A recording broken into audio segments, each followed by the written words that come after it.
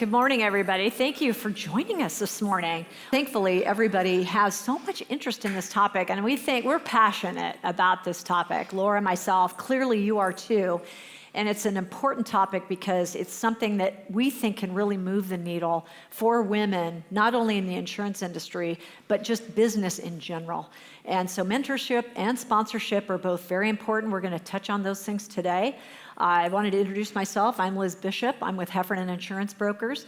And we'll do some more introductions about who we are and what part of our journey has been in not only our careers, but inside of mentorship and sponsorship. So again, thank you. We're also going to have this session be a little bit more interactive than maybe some of the others. It's not going to be just direct presentations. We're going to have an interactive part of the session and get your viewpoints, okay? Let me tell you all about Liz Bishop. So Liz currently is the EVP at Heffernan Insurance Brokers. She is a member of the board of directors for Heffernan. She was the founder of the Empowered Women's Group at Heffernan. How many years ago was that, Liz? I started that 8 years ago, actually. Fantastic. Prior to joining Heffernan, she spent 13 years at Chubb. Do we have any Chubb folks in the room? All right. Fellow Chubbies, I like it. Okay, go. She was both an underwriter as well as a leader at Chubb. Throughout her 30 plus years, I know she looks young. She has many accolades, of which I will name a few. She was an elite woman in the insurance. She was nominated as a woman to watch by Business Insurance. And she's received multiple women's awards. She too is married and has some fabulous children. She does not have identical twins, but she did adopt 2 children, right? A daughter and a son. Katie and John. Katie and John, there you go. And you can tell by her physique, she loves to run marathons and 10Ks. I, on the other hand, do not do those things. I'm glad you guys are laughing because you know you're not in the wellness session, which releases stress, but we will do that here as well, all right? Very good. Very good. Well, thank you for that. I appreciate it. So let's get started with how we're doing. So I'll give you a little outline. So we're going to talk about how are we doing. We're going to define the difference between sponsorship and mentorship. And then Laura and I are going to give you a little backdrop into what our careers have been in terms of not only just roles that we've had, we've done a little bit of that already, but just how has mentorship and sponsorship really shaped how our career has advanced. And what are specific things that we would like to encourage everybody to do. And then we're going to have an interactive session with everybody about where it is for those that raise their hand. You know, let's look at your mentorship and let's say if you're not getting mentored, why don't you start? And what would be your specific plans? Who would those people be? Also around sponsorship as well. And also to challenge you a little bit more around the process of shaking it up with your mentorship. And also to not be afraid to maybe get a woman or man that's younger than you in sponsorship. It's called reverse mentorship, actually. And if they have some skills that you think you need to develop, to lean into that and look at things very holistically. And then we'll wrap up post that. Sound fair? All right, very good. So let's look at how we're doing. We as a group of professionals, and not to be able to speak necessarily perfectly in the insurance world, but we'll say that in general, women and men enter the workforce at the entry level fairly close to 50-50. It's a little bit swayed higher for men, even though women outpace, it's kind of odd, women outpace the number of college graduates currently. But on the entry level, men slightly outpace us at 52, we're at 48. But as you progress and you go up into these EVP, SVP, C-suite levels, it winds down to about 20% of women overall are leading at the C-suite level and 80% of men. And that really at the Fortune 500 level is absolutely an abomination. We're seeing drastically low. It's like 1 in 35 or something like that. So these things are going to be improved. And I think that part of that improvement does relate to this topic. So let's touch on what is mentorship. All right, mentorship, right? It's an at-will relationship traditionally between a senior employee and a junior employee. Traditionally, you're usually in the same organization, many times same department, doesn't necessarily have to be the case. Traditionally, there's some goals that you have set out, whether it be professional development, organizational goals, department goals. Many times, I know for me, it was work-life balance, right? Raising 3 small kids. And so these, the goal, right, of this mentorship is to really advance your career and just get comfortable in the job that you're in. Lots of different types of mentorships, right? There's the one-on-one, there's group mentorships, there is reverse mentoring, as Liz just mentioned. And so there's just different avenues that we can explore as we continue to kind of go. It's traditionally not coaching, not managing, right? It's really about the individual's career growth. Yeah, very good. So on to sponsorship. So is there really a difference? I mean, how many people really feel confident that they understand sponsorship? I'm not sure I fully understood it. I mean, do people feel like they do? I see a lot of kind of head shaking. It looks like some people do understand what that means. And really, more or less, the word picture that I love, and I had a great picture for the PowerPoint. It was a hand literally coming from above, and a woman, meeting that hand, and that hand pulling that woman executive upward.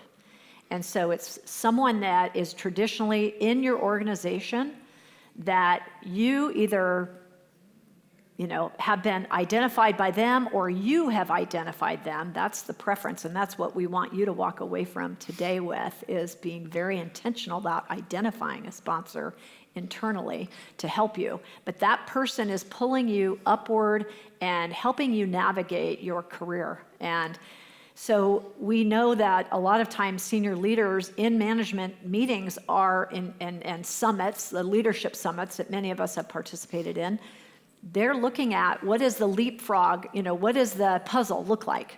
And when so-and-so is going to move here, who's going to move up? And so that sponsorship has your name on the list, so to speak. And you are seen as a person that will be taking additionally advancing levels of opportunity. So does that make it clearer? Okay. Very good.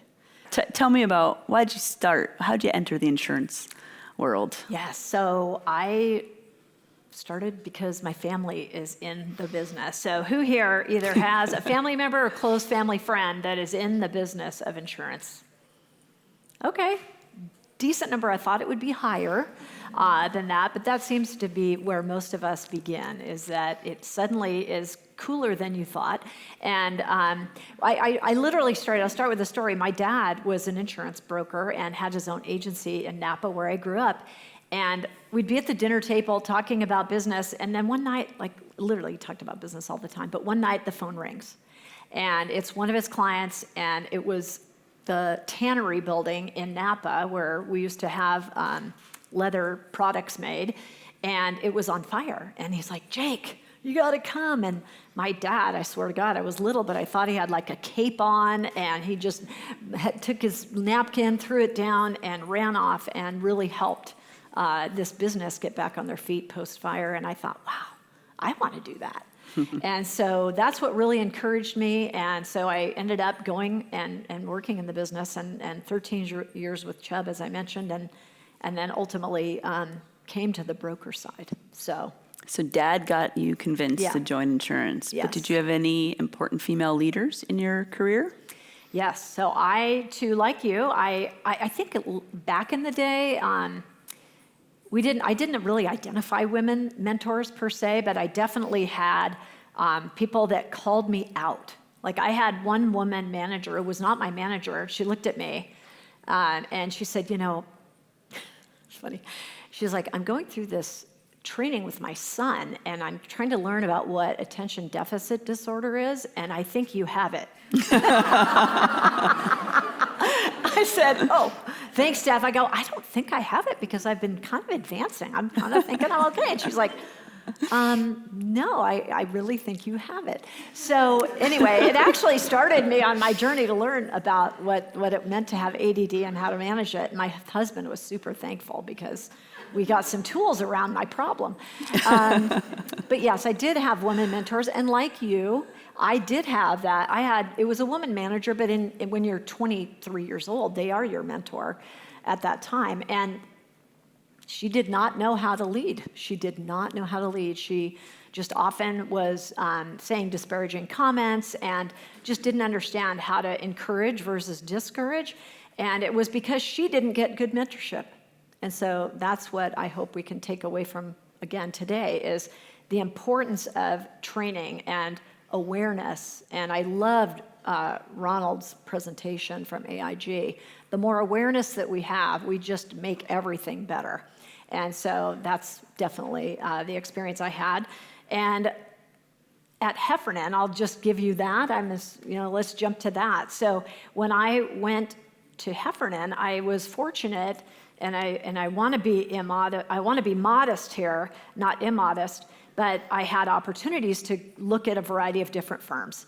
And inside of that, I went to 2 regional brokers. One had 1 female producer on property casualty, the other had 2. And I went to the one that had 1, and I interviewed with them. Great firm up in the Bay Area. And this was when women P&C producers, we have quite a few now, but this is 25 years ago. There were virtually none. So the fact that I found 2 firms that were regional that had 1 woman and 2 in the other was shocking.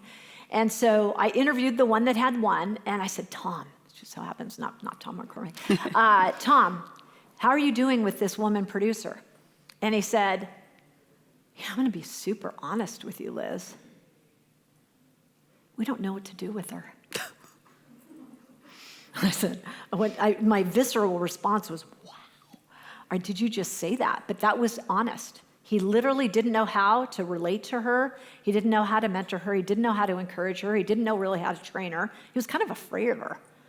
And so I could tell that woman was not going to succeed because she did not have the right, again, not that these guys weren't trying to be right. They just didn't know how to be right mentorship, sponsorship-wise.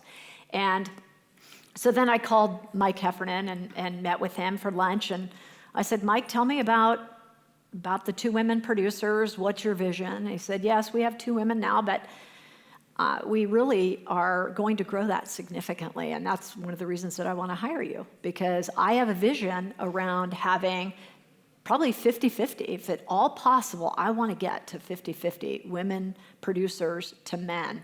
And fast forward now 25 years, and here we are. It's not 50-50, but it's like 44% women producers in our company. And they're in a company of 600. And so that alone just tells you a lot. Intentionality works. And so it's really fantastic. And not only that, but because they've been fortunate to have success and really leaned in and worked hard and been supported, we have in the last 5 years, we've had 3 of the 5 leaders being in number 1, 2, and 3 position have been women producers. So really profound success, and very excited about that. And I wanted to touch base on Mike's sponsorship of me particularly. So not only, I decided to go to work at Heffernan, but I was also mentored. Let me just touch base. I was saying about sponsorship with Mike, but I was mentored by somebody early on as a producer, and I was struggling. I thought it was going to be so much easier to be a producer than it really was. And so I'd had a little bit of success early on, and then I went into this big lull of not getting anybody to say yes to me. And so I am normally a super positive person, but I was literally struggling this period of time. And this one producer could see it on my face. And I was like, oh, this is so hard. And so he just walks up to me, doesn't really say much. He just walks directly over to me, and he leans over and he goes, Liz, I believe in you, and then walked off. And I was like, oh, and it just hit me. I'm not prone to a lot of emotion, but I immediately went into the supply room in the dark corner and had an emotional moment because I needed that. And that said a lot to me, and it really encouraged me. And then I was able to go on when my book was now getting momentum. Mike said, hey, I want you to take a leadership role as a branch manager. And I said, I'm kind of liking producing. I managed at Chubb, and this just focusing on production, growing my book, I'm really enjoying that. And he said, no, he's like, I really, really, really need you to do this. And I go, what do you mean need? He goes, our industry does not have women branch managers at insurance brokerage firms. And it's pathetic, but it is true. And I want you to be one of the first, and I'm gonna not only encourage you, but I'm gonna really support you in that.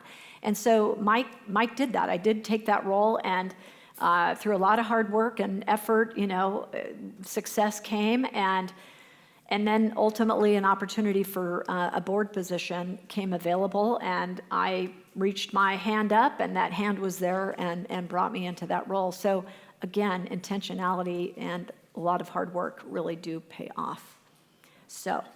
Sounds like you had some amazing mentors and sponsors that shaped your career. Yes. I want to encourage you that often we are not going to see people of color often in the ranks for helping, be in a position to mentor. We'll see some of that, but not maybe as much. But it's okay to get mentorship from, like my pool, because I was on the brokerage side, and it was regional broker, it wasn't national. National firms do a better job. But I had all male mentors, and that's okay, as long as they're willing to be a mentor. But that's okay, and be willing to be first. Be willing to be first. You guys remember that movie, The Help, where that woman says, Judge, you know what it's like and what it's about to be first, and I appreciate your support of me being first. And he leaned in. So be okay with that and lean in. As nice as it is to get to know Laura and me, I'm sure you're just riveted by it all, but it really is to challenge all of us to lean in, right? So that this is kind of our, wrapping up time, but the challenge and takeaways are lean in, challenge yourself, get that mentor relationship, refresh it, get more than one, and then intentionally get a sponsor. Intentionally get a sponsor for that next level for your career. And so I think, I'm happy to have certainly Laura weigh in here. I certainly hope everybody is walking away today with some very interesting lessons and some action items. That's probably the number one thing. So I hopefully would love to chat with you some more, and thank you for joining us, and thank you, Liz. Thank you.